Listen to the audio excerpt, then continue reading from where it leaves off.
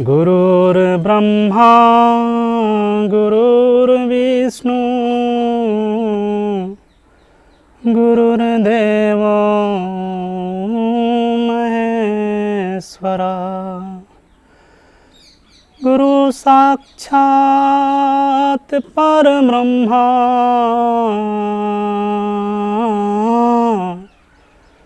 तस्मै श्री गुरुवे नमः। नमस्कार दोस्तों, मैं संजय सिंह भारत दर्शन यूट्यूब चैनल से। कहते हैं परिवर्तन संसार का नियम है। कितना कुछ बदल भी गया, बदल भी रहा है। आज शिक्षक दिवस के अवसर पर इस परिवर्तन नाम के शब्द को शिक्षा से जोड़कर देखते हैं। कितना कुछ बदल गया। प्राचीन काल का वो गुरुकुल, जब भारत विश्व गुरु हुआ करता था, और आज का ये ताम झाम हाई फाई, जहाँ सुविधाओं के नाम पर और अच्छी सुविधा के नाम पर और अच्छी शिक्षा के नाम पर लूट का बाजार चालू है।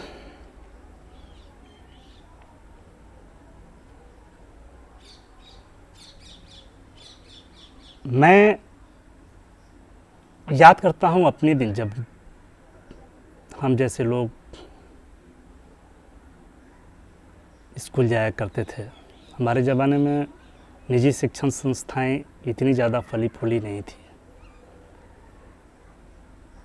सरकारी विद्यालयों में पढ़ाना हुआ करता था। मैट्रिक तक, 10th क्लास तक हाफ पैंट पहन करके हम लोग जाते थे स्कूल, याद है। 10th के बाद ही पैजामा मिलता था, पैजामा कुर्ता। पैंट शर्ट तो अमीर लोगों को नसीब होता था। हम लोग उतने अमीर थे नहीं, उतना एडवांस परिवार थे नहीं।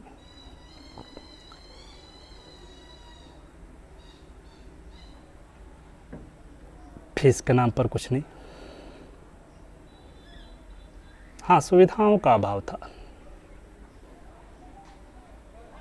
आज तो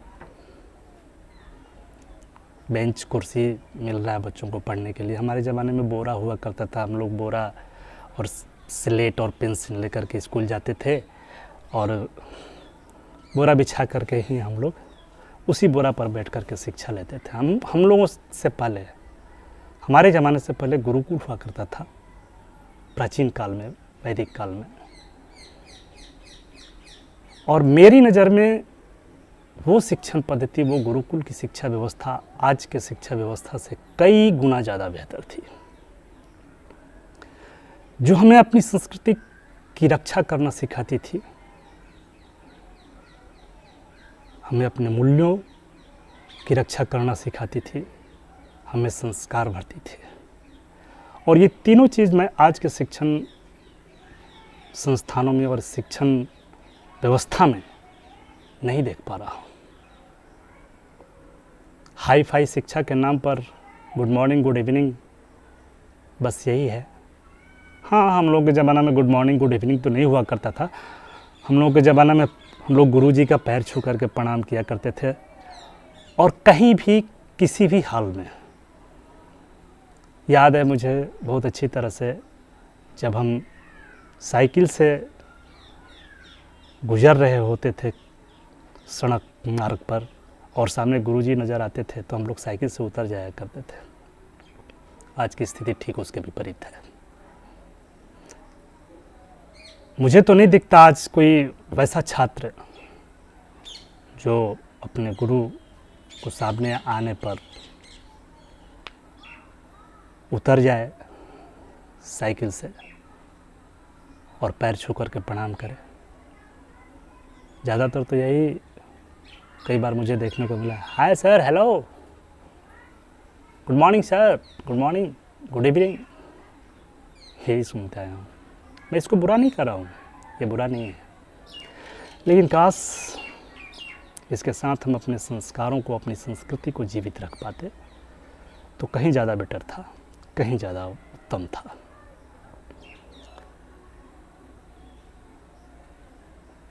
हाई फाई माहौल और शिक्षण व्यवस्था के नाम पर मोटी फीस वसूलना निजी विद्यालयों का उद्देश्य बन चुका है। मैं खुद अपनी कहानी आपको बताता हूँ। एक भतीजी है क्लास 1 में, और उसका 1 साल का फीस लगता है 60,000 रुपये।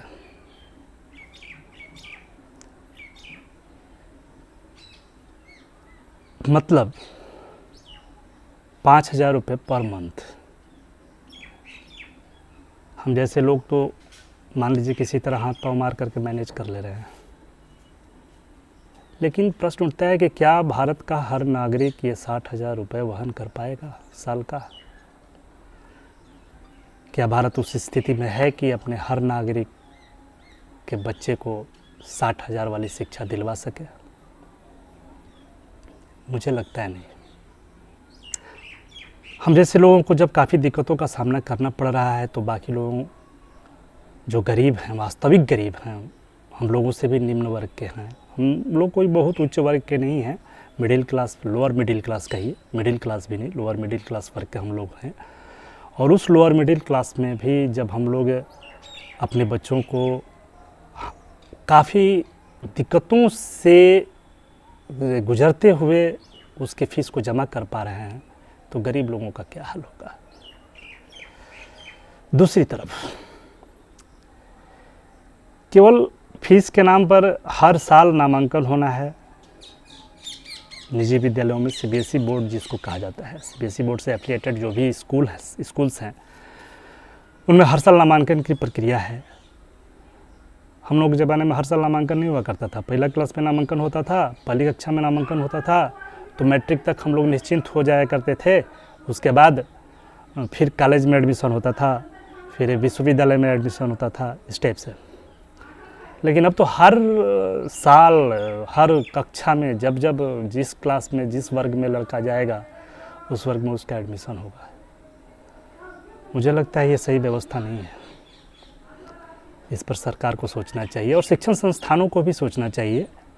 आप फीस लें, मैं ये नहीं कह रहा हूँ कि आप फीस न लें, आपने भी इन्वेस्ट किया है, पूंजी लगाया है, शिक्षक रखे हुए हैं और भी कई तरह के खर्चे हैं, तो आपको उसको मेंटेन करना है, तो आप उसको फ़ीस लें। लेकिन हर साल नामांकन फ़ीस लेने वाला, लाइब्रेरी फ़ीस, तो विकास शुल्क, तो क्या क्या क्या क्या करके कई तरह के फ़ीस जोड़ दिए जाते हैं जो सुविधाएं नहीं मिल रही हैं। जैसे आज के डेट में मान के चलिए कोरोना के लेकर के स्कूल कॉलेज बंद हैं, स्कूल कॉलेज बंद हैं, ऑनलाइन एजुकेशन मिल रहा है। ऑनलाइन एजुकेशन के नाम पर भी जो है फीस वसूलने का जो काम है वो निजी विद्यालय अपना जम के कर रहे हैं। अब इस ऑनलाइन क्लासेस में वो लाइब्रेरी फ़ीस ले रहे हैं या विकास शुल्क ले रहे हैं, तो इस ऑनलाइन क्लास में कौन सा लाइब्रेरी में जा रहा है बच्चा? मुझे तो नहीं समझ में आ रहा है इसका उचित। लेकिन चारों तरफ लूट है, बोलने वाला कोई है नहीं, आप बोलिएगा तो सुनने वाला कोई नहीं है। हाँ, विरोध करने वाले भी कुछ मिल जाएंगे आप ही के बीच से। तो यही स्थिति है आज के इस शिक्षा व्यवस्था की और शिक्षण संस्थानों की कार्यप्रणाली। मुझे लगता है सरकार को शिक्षा कम से कम फ्री कर देना चाहिए, निःशुल्क शिक्षा कर देना चाहिए। लेकिन सरकार निःशुल्क शिक्षा क्यों करेगी? सरकार तो सरकारी नाम ही ख़त्म करने पर तुली हुई है। देखिए, रेलवे का निजीकरण हो ही रहा है, एयरपोर्ट बिक ही रहे हैं। कौन ठीक? कल होकर के सरकारी विद्यालय भी बिकने लगे, कॉलेजेस भी बिकने लगे, यूनिवर्सिटीज़ भी बिकने लगे। भारत क्या होगा तेरा, समझ में नहीं आता। अच्छी व्यवस्थाओं के नाम पर लूट का सिलसिला कब बंद होगा और कब हम इस चीज़ को समझेंगे? आंख मूंद करके जय जय जय जय, इसको बंद करने की ज़रूरत है। सही का समर्थन कीजिए, गलत का खुलकर विरोध कीजिए, बिना भय बिना डर। एक अलग प्रवृत्ति मैं आज के परिवेश में देख रहा हूं। बहुत कम लोग बोलना चाह रहे हैं विरोध में, कारण रिश्ते खराब हो जाएंगे। सच है, हो भी रहे हैं। हाँ में हाँ मिलाइए तभी तक रिश्ता है। जिस दिन आपने अपनी विचारधारा रख दी उसी दिन रिश्ता खत्म समझिए।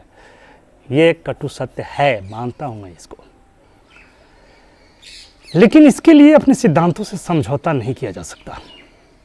खास करके मेरे जैसे लोग तो बिल्कुल नहीं कर सकते। और सही को सही और गलत को गलत कहने की क्षमता रखनी होगी, और तभी देश का कुछ कल्याण हो पाएगा। सरकार से मेरा यही निवेदन रहेगा इस शिक्षक दिवस के अवसर पर, मैं तो रिक्वेस्ट ही कर सकता हूं, तो सरकार से मेरा यही निवेदन रहेगा, हे सरकार, कम से कम शिक्षा व्यवस्था का निजीकरण मत कीजिएगा भविष्य में भी, और हो सके तो निःशुल्क शिक्षा की तरफ कदम बढ़ाइए। और नई शिक्षा नीति जो आप लाने वाले हैं, मैंने पढ़ा है, बहुत हद तक सही भी है, लेकिन 10th के बाद का जो सिलेबस है वो मुझे सही लगा। तो सिलेबस क्या, सिलेबस मैं अभी उसको नहीं कहूँगा, इसलिए कि अभी तो बहुत दूर की बात है सिलेबस, लेकिन जो आपकी मंशा दिख रही है शिक्षा व्यवस्था में और नई शिक्षा नीति में बदलाव की ज़रूरत मैं कई वर्षों से महसूस कर रहा था। हमें स्कूल कॉलेज में पढ़ाया जाता है, हम ग्रेजुएट होते हैं, लेकिन बहुत कम ग्रेजुएट, ये बड़े बड़े इंडस्ट्रियलिस्टों का कहना है, मेरा नहीं, बहुत कम ग्रेजुएट जो डिमांड है, जो इंडस्ट्री की डिमांड है उसके अनुसार बन पा रहे हैं। तो वैसी शिक्षा से क्या फ़ायदा जो मांग में ही ना हो। मैं इसलिए कह रहा हूँ कि चूँकि शिक्षा का उद्देश्य बदल गया है। हमारे ज़माने में शिक्षा का उद्देश्य ज्ञान प्राप्त करना हुआ करता था, आज के ज़माने में शिक्षा का उद्देश्य धन अर्जित करना है, जॉब पालेना है। तो जॉब कब मिलेगा? जॉब तब मिलेगा जब आप इंडस्ट्री के लिए प्रिपेयर्ड हैं, इंडस्ट्री में काम करने के लिए प्रिपेयर्ड हैं, वैसी शिक्षा आपको मिली है, आप स्किल्ड हैं, तभी आपको कोई काम देगा। मान लीजिए हम ही अपने यहाँ अपने खेतों में, मैं किसान हूँ, मैं अपने यहाँ खेतों में मज़दूर लगाता हूँ, तो मैं वैसे मज़दूर को प्राथमिकता दूंगा जो किसानी जानता हो, जो खेती करना जानता हो, जिसे खेती करना आता हो। जिसे खेती करना ही नहीं आएगा उसको रख करके मैं क्यों मजदूरी दूंगा? सोचने वाली बात है। तो इंडस्ट्रियलिस्टों का कहना भी सही है, मैं उसे गलत नहीं कहूँगा। जब उसके अनुसार प्रोडक्ट नहीं मिलेंगे तो वो क्यों रखेगा किसी को? तो शिक्षण व्यवस्था में इस चीज़ की कमी है अभी हमारे यहाँ, और इसको सुधारने की ज़रूरत है। और शिक्षा वैसी होनी चाहिए जो काम आ सके। और बच्चों को भी मैं यही निर्देशित करूँगा, ज्ञान के लिए पढ़ो, जॉब के लिए नहीं। मेरा साफ मानना है, ज्ञान रहेगा तो जॉब अपने आप मिल जाएगा। जॉब के पीछे भागने की ज़रूरत नहीं है, जॉब आपके पीछे भागेगा। तो यही सब है स्थितियाँ, आज की परिस्थितियाँ शिक्षा व्यवस्था में। क्या परिवर्तन आना चाहिए, क्या परिवर्तन लाना चाहिए, इन सब पर आवाज़ उठाने की ज़रूरत है। और बदलाव होना चाहिए, बदलाव आना चाहिए शिक्षण पद्धति में। मैं इसका समर्थन करता हूँ, नई शिक्षा नीति का मैं स्वागत करता हूँ, और सरकार से एक अपील करता हूँ कि निःशुल्क शिक्षा की ओर कदम बढ़ाएं, कम से कम 10th तक तो निःशुल्क शिक्षा की ओर कदम बढ़ाएं और निजीकरण पर सोचें, विचार करें, पुनः एक बार विचार करें निजीकरण पर। क्या निजीकरण देश के भविष्य के लिए अच्छा है? कुछ फ़ायदे हैं, निजीकरण के भी कुछ फ़ायदे हैं, मैं मानता हूँ, लेकिन शिक्षा में मत लाइए निजीकरण को, और सोचिएगा भी मत भविष्य में लाने के लिए शिक्षा में। लेकिन क्योंकि शिक्षा में अगर निजीकरण आ गया, आ तो गया ही है, मैं देख रहा हूँ, लेकिन अभी भी सरकारी विद्यालय, सरकारी स्कूल, सरकारी कॉलेज, सरकारी इंस्टीट्यूशंस हैं जो काफ़ी बेटर हैं, प्राइवेट संस्थानों से काफ़ी बेटर हैं। जैसे प्राथमिक स्तर पर ही ले लीजिए, जैसे केंद्रीय विद्यालय सरकारी ही तो है, लेकिन क्या केंद्रीय विद्यालय बुरा है? क्या अच्छी शिक्षा नहीं मिलती केंद्रीय विद्यालय में? देश का सर्वोच्च संस्थान IIT, सपना देखते थे हम लोग, आज भी लोग सपना देखते हैं। मेरे 2 बच्चे थे, मैं खुद सपना देखता था कि मैं IITian बनाऊँ, नहीं बन सके, बहुत प्रयत्न करने के बाद भी IIT नहीं निकाल पाए। देश की सर्वोच्च संस्था है, सरकारी ही तो है। JNU, BHU सरकारी ही तो है। तो इस चीज़ पर सरकार को थोड़ा सोचना चाहिए। और अंत में शिक्षक दिवस के अवसर पर अपने समस्त गुरुओं को नमन करते हुए आप लोगों से विदा लेना चाहूँगा। और एक रिक्वेस्ट भी है कि यदि वीडियो अच्छा लगा हो तो लाइक कर दीजिए, शेयर कर दीजिए, सब्सक्राइब कर लीजिए और सपोर्ट कीजिए। जय हिंद, जय भारत।